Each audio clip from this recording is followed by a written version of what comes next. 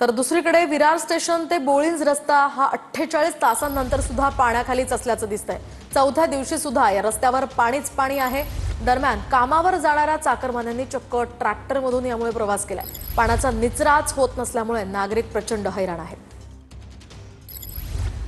या संदर्भात अधिकची माहिती जाणून घेऊयात आमचे प्रतिनिधी विजय गायकवाड यांच्याकडून। विजय, काय सांगाल? अजून सुद्धा या रस्त्यावर पाणी आहे, तुम्ही स्वतः पाण्यात उभे आहात, काय सध्याची परिस्थिती आहे विरारमध्ये?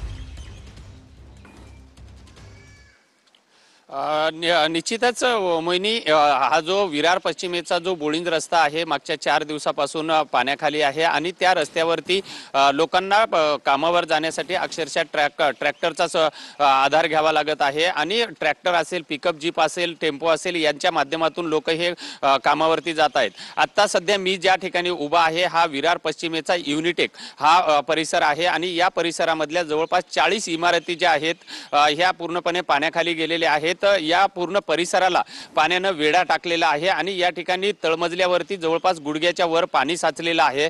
या ठिकाणचे जवळपास 500 कुटुंब जे आहेत हे घरामध्ये पाणी साचलं असल्यामुळे हे स्थलांतरित झालेले आहेत। या आजूबाजूला बंगले आहेत, 4 मजल्याच्या 3 मजल्याच्या इमारती आहेत।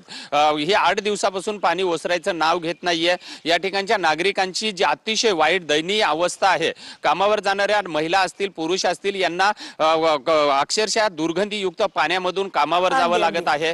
आपण जर समोरचे दृश्य जर बघितले तर या ठिकाणी तलाव आहे। नक्कीच विजय, धन्यवाद दिलेल्या सगळ्या सविस्तर माहितीसाठी।